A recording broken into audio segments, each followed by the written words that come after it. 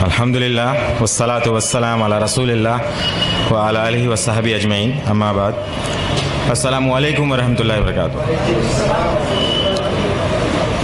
एक ख्वाब था, अल्हम्दुलिल्लाह अल्लाह सुब्हानहू व तआला ने आज वो कबूल किया, पूरा किया ज़िंदगी में। मैं सोच भी नहीं सकता था इतना मेरे रिवर्ट भाइयों के सामने मैं रहूँगा, क्योंकि मेरी ख़ुद की ख्वाहिश थी पूरे इंडिया में जितना भी 7-8 साल। 2010 में मैंने इस्लाम कबूल किया, 2009 में मेरी शादी हुई थी। 2009 तक मैं अपनी ज़िंदगी गुजार रहा था जिस तरह से एक आम जाहिल या जिस तरह से गुजारते हैं।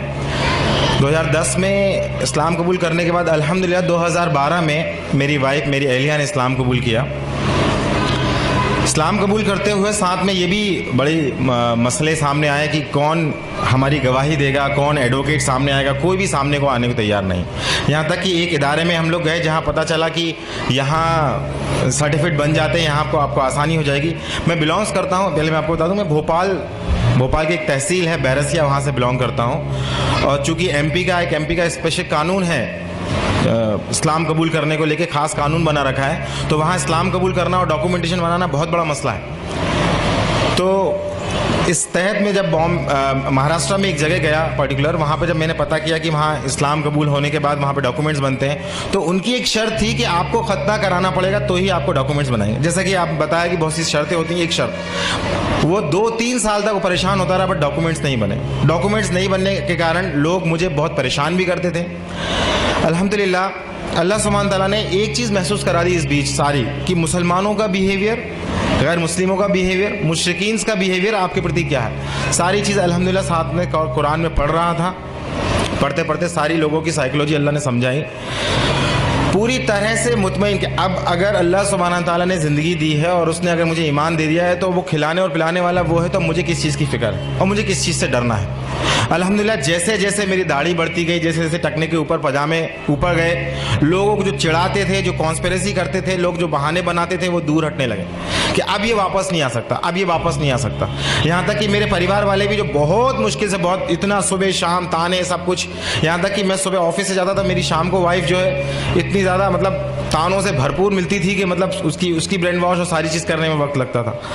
तो इतना परिवार वालों, वालिदैन सबके से इतना परेशान हुए परे, मगर अल्हम्दुलिल्लाह जहाँ कुरान ने समझाया कि नहीं कुछ भी नहीं होता, जैसे इस्तिकामत हुई, जो कहा कुरान में वैसा करना, जैसी शरीयत बताई गई वैसा करना, नबी करीम सल्लल्लाहु अलैहि वसल्लम जैसा बताया वैसी सुन्नत फॉलो करी, झूठ, गीबत, चुगली ये घर से दूर करी। एक गैर मुस्लिम परिवार में जैसे ही दूर करी, अल्हम्दुलिल्लाह जो वाइफ के राइट्स थे, जो सास के राइट्स थे, वो राइट्स जैसे सेक्रीफाइड किए तो घर में बड़ा बवाल मच गया।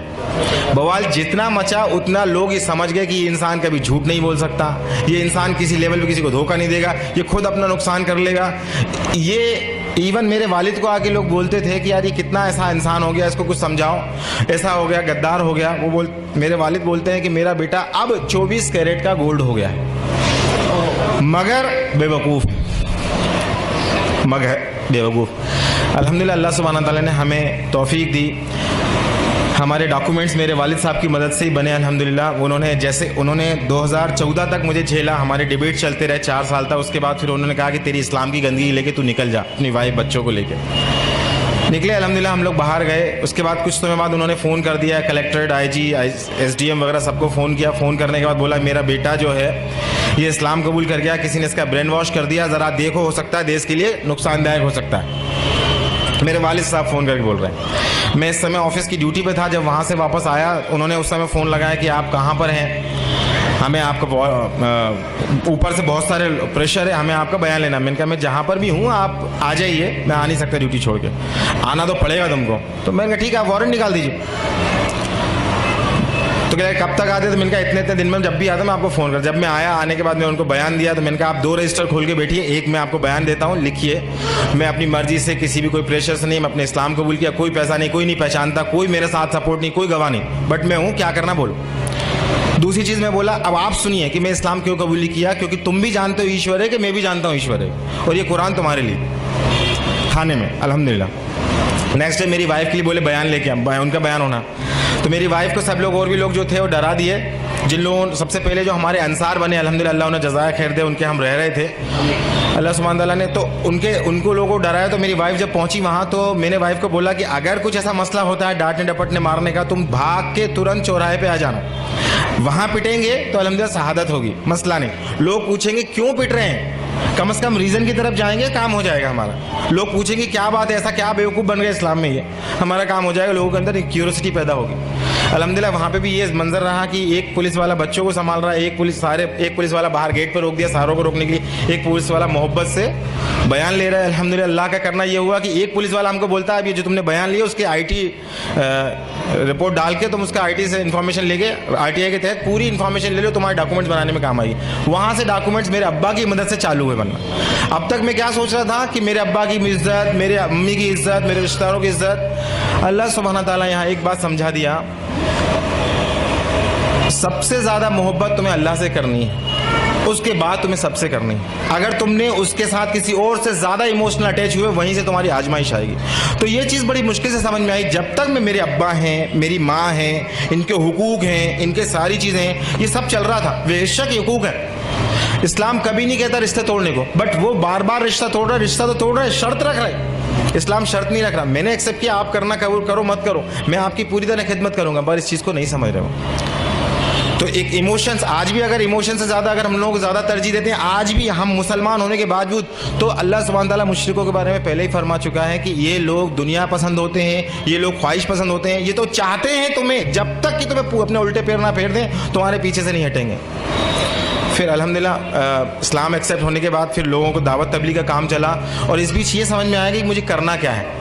फाइनली अल्हम्दुलिल्लाह मेरी जॉब चली गई 2015 में, अल्हम्दुलिल्लाह बोलता हूँ, क्योंकि बड़ा मुश्किल वो मुझे झेल रहे थे। उसके बाद उन्होंने कहा कि हम अपना, मैंने कहा सर क्यों चली गई जॉब, ज़रा मुझे बताएंगे। तो बोलते हैं हमारा एक डायमंड है वो चला गया, मगर हम मजबूर हैं। विश्व हिंदू परिषद, RSS, सबके फ़ोन आते थे, कोई लोग मुझे धमकाने आते थे। चूँकि मैं बिलोंग करता हूँ, बताना भूल गया, मैं बिलोंग करता हूँ जैन मज़हब से, जैन दिगंबर, जहाँ के मुनि बरहाना घूमते हैं, उस मज़हब से बिलोंग करता था। वो मुनि, उनसे डिबेट होती थी, डिस्कशंस होते थे, बहुत सारी चीज़ें होती थी। बट मेरी अम्मी बार बार नए नए मुनियों के पास लेके जाती थी, और ये हर बार कहती थी कि इनको नहीं आता, इनको कम आता है, तेरे को दूसरे के पास लेके जाएंगे। जब मैं इस्लाम एक्सेप्ट किया, इस्लाम एक्सेप्ट करने के बाद सबसे पहले मैंने तौहीद एक्सेप्ट की। तौहीद एक्सेप्ट करने के बाद मैंने कहा कि यार ये तौहीद समझ में आ गई, मगर ऐसा समझ में कुरान हक है, कुरान कैसे नाजिल हो गया अपने आप, कोई मोहम्मद सल्लल्लाहु अलैहि वसल्लम आके कल को बोलते हैं तो मैं तुम्हारा रसूल हूँ। इसकी तहकीक के लिए जब मैं इस्लाम एक्सेप्ट कर लिया, बनिया था मैंने कहा अगर ये हक है तो पहले इस्लाम कबूल कर लो बाद में ऐसा नहीं होगा, केवल गफलत की बात है। तो जब मैं इस्लाम एक्सेप्ट किया, फिर मैं हिंदुइज्म की किताबें पढ़ा, फिर जैनिज्म की किताबें पढ़ा। सब पढ़ने के बाद अल्हम्दुलिल्लाह स्कॉलर से डिबेट करने के बाद अल्हम्दुलिल्लाह पूरी सर्टेनिटी जब आ गई, अब फिर मैं गैर मुस्लिमों में काम भी करने लगा। और मुसलमानों के लिए जब उन लोगों के बीच जब मैं निकला, तो जब सबसे पहले मेरी जॉब गई तो मुझसे किसी मुस्लिम भाई ने मुझे जॉब दी, अल्हम्दुलिल्लाह उन्हें जज़ा खैर दे। मगर 1 महीने बाद वो जॉब चली गई। उन्होंने कहा ये नया मुसलमान आया है, पता नहीं इससे खतरा है, हमारा इंटरनेट से इल्म हासिल कर रहा है, गुमराह है, दूसरों को गुमराह करेगा। तो वो जॉब मेरी चली गई। फिर एक मुसलमान के घर हम रहने को गए, उन मसाला अल्लाह उन्हें जज़ाया खैर दे, राह हिदायत पे दे, इंतकाम इनका ईमान पे हो। 1-2 महीने बाद, 1 साल तक उन्होंने रखा। उसके बाद कहा कि तुम हमारे में से नहीं हो, तुम हमारी बात नहीं सुनते, हमारे साथ नहीं जाते, उठते बैठते, हमारे मिजाज नहीं मिल रहे, तुम खाली कर दो मकान भी खाली है। अल्हम्दुलिल्लाह लगातार अल्लाह सुब्हान ताला अपने दीन के हक होने, लोगों की जहनियत, और अगर जो अल्लाह का है जो अल्लाह का नहीं है, इस बारीक लाइन को वाज़े समझाता जा रहा था। तो मैं आज अपने सारे मुसलमान भाइयों को जो रिवर्ट है उनको मैं तो कुछ नसीहत है मेरी, जो तजुर्बे हूँ उनको मैं देना चाहता हूँ। सबसे पहली चीज़, किसी को भी ज़्यादा इमोशनली मोहब्बत मत कीजिए, चाहे वो शौहर हो, बीवी हो, माँ बाप हो। सबसे पहले अल्लाह, फिर उसके किस किस के हुकूक बताएं वो करिए।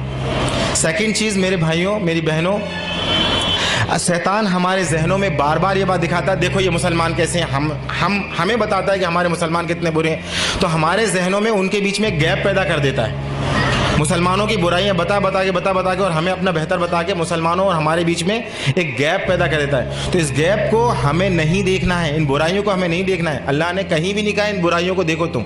अल्लाह ने कहा तुम अपने आप को इस्लाह करो, अपने आप को डेवलप करो, कुरान पढ़ो, इल्म करो और तकवा हासिल करो, वो मसूल होगा।